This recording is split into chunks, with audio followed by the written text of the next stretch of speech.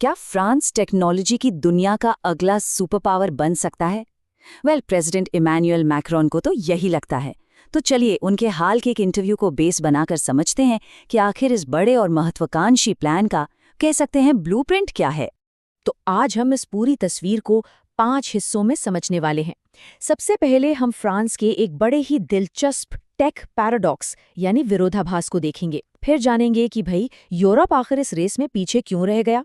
इसके बाद हम उनके कमबैक प्लान पर नजर डालेंगे और ये समझेंगे कि ये सब एक नई दुनिया बनाने की बड़ी सोच से कैसे जुड़ता है। और हाँ, आखिर में एक लीडर के मन में क्या उम्मीदें हैं और क्या डर, इस पर भी बात करेंगे। तो देखिए, फ्रांस वो देश जिसने दुनिया को सिनेमा दिया, हॉट एयर बलून दिया, यहाँ तक कि कैनरा फोन जैसी चीजें भी दी, वो आज की टेक की दुनिया में इन बड़े बड़े दिग्गजों के बीच आखिर खड़ा कहाँ है? यही वो अजीब सा दिलचस्प सा विरोधाभास है जहाँ से हमारी ये कहानी शुरू होती है। और जानते हैं, प्रेसिडेंट मैक्रोन खुद इस बात की याद दिलाते हैं। वो कहते हैं एंटरप्रेन्योर यानी उद्यमी, ये शब्द ही फ्रेंच है। सोचिए, ये सिर्फ एक शब्द नहीं है, ये तो एक पूरी मानसिकता है, एक माइंडसेट। ये बताता है कि रिस्क लेना, कुछ नया बनाना, ये तो फ्रांस के डीएनए में ही है। पर असली सवाल तो यही है कि क्या वो भावना, वो स्पिरिट आज भी उतनी मजबूत है? तो सवाल बिल्कुल साफ है। आज दुनिया की जो सबसे बड़ी टेक कंपनियां हैं, वो या तो अमेरिकी हैं या फिर चीनी। ऐसे में फ्रांस, और सच कहें तो पूरा का पूरा यूरोप, आखिर पीछे कैसे रह गया? और ये सिर्फ कोई छोटा मोटा सवाल नहीं है, बल्कि ये यूरोप के भविष्य से जुड़ी एक बहुत बड़ी चुनौती है, जिसका जवाब ही ये तय करेगा कि आने वाला कल कैसा होगा। तो इस पिछड़ने की असली वजह क्या है? देखिए, मैक्रोन के मुताबिक इस पूरी प्रॉब्लम को हम 3 बड़ी वजहों में तोड़ सकते हैं, और ये 3 पॉइंट्स यूरोप की मौजूदा हालत को एकदम साफ कर देते हैं। सबसे पहली वजह है स्केल की कमी।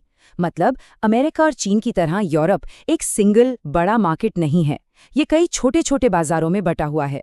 दूसरी बड़ी चीज है कैपिटल यानी पैसे की कमी। यहाँ के लोग अपनी बचत को नए और रिस्की टेक स्टार्टअप्स में लगाने से थोड़ा कतराते हैं। और तीसरी और शायद सबसे बड़ी वजह है रिस्क लेने से डरने की मानसिकता। एक ऐसा कल्चर जहां फेलियर को सीखने का एक मौका नहीं, बल्कि एक दाग की तरह देखा जाता है। ओके, तो प्रॉब्लम तो समझ में आ गई, लेकिन सिर्फ प्रॉब्लम को पहचान लेना तो आधा ही काम हुआ, है ना? असली सवाल तो ये है कि फ्रांस का कमबैक प्लान क्या है। आखिर वो कौन से कदम उठा रहा है जिससे वो टेक की दुनिया में अपनी खोई हुई जगह वापस हासिल कर सके? और जवाब की शुरुआत होती है एक बहुत बड़ी रकम से, 109 अरब यूरो। जरा सोचिए, ये कोई मामूली रकम नहीं है। ये फ्रांस के एआई और टेक इंफ्रास्ट्रक्चर को फ्यूचर प्रूफ बनाने के लिए एक मेगा इन्वेस्टमेंट है, और ये साफ साफ दिखाता है कि वो एक बहुत बड़ी छलांग लगाने के मूड में है। पर रुकिए, ये सिर्फ पैसा फेंकने की बात नहीं है, इसके पीछे एक बहुत सोची समझी स्ट्रैटेजी है। इसे ऐसे समझिए जैसे कोई माली एक बगीचा लगा रहा हो। विदेशी निवेश के बीज बोए जा रहे हैं, लेकिन टेक्नोलॉजी ट्रांसफर की शर्त के साथ यूएई जैसे देशों से डेटा सेंटर्स में इन्वेस्टमेंट लाया जा रहा है, पर यूरोपीय नियमों के दायरे में। मिस्ट्रल एआई जैसी घरेलू कंपनियों को खाद पानी दिया जा रहा है, और साथ ही 30,000 भारतीय छात्रों जैसे दुनिया भर के बेस्ट टैलेंट को आकर्षित करके एक ऐसा इकोसिस्टम तैयार किया जा रहा है जहां इनोवेशन अपने आप पनपे। और फिर आता है सबसे बड़ा दांव, क्वांटम कंप्यूटिंग। ये एक मून शॉट है, मतलब एक ऐसी बाजी जो अगर लग गई तो सब कुछ बदल सकती है। मैक्रो का मानना है कि क्वांटम कंप्यूटिंग ही अगली टेक्नोलॉजिकल रेवोल्यूशन है, और मैथ्स में फ्रांस की जो ऐतिहासिक पकड़ है वो उसे इस रेस में लीडर बना सकती है। ये एक ऐसा दाव है जो अगर सफल हो गया तो फ्रांस का मुस्तकबिल ही बदल जाएगा। अब यहाँ एक बात समझना जरूरी है, टेक्नोलॉजी में आगे बढ़ने की ये जो पूरी कोशिश है ना, ये सिर्फ फ्रांस के लिए नहीं है, ये एक बहुत बड़ी जियोपॉलिटिकल सोच का हिस्सा है। दुनिया में फ्रांस के रोल को फिर से डिफाइन करने का एक तरीका है। और इस बड़ी सोच के दिल में एक कॉन्सेप्ट है, स्ट्रेटेजिक ऑटोनॉमी। हिंदी में कहें तो रणनीतिक स्वायत्तता। इसका मतलब बिल्कुल सीधा और सरल है, अपने भाग्य का मालिक खुद बनना, किसी भी सुपर पावर के दबाव में आए बिना, चाहे वो अमेरिका हो या चीन।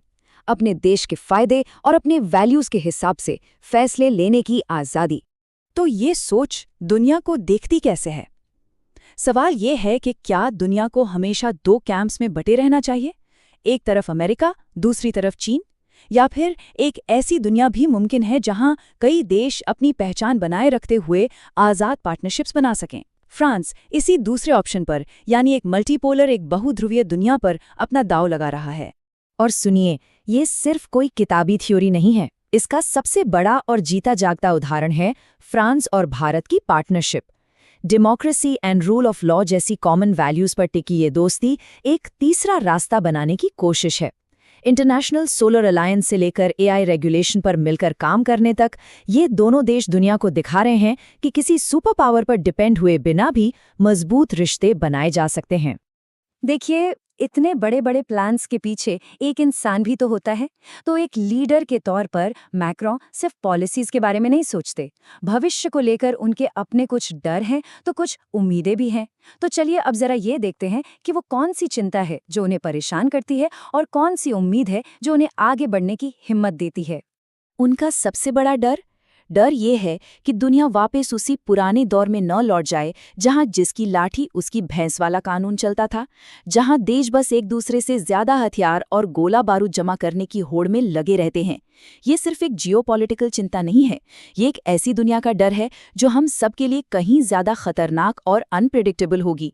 लेकिन इस डर के अंधेरे के बीच उम्मीद की एक बहुत मजबूत रोशनी भी है। और वो रोशनी कौन है?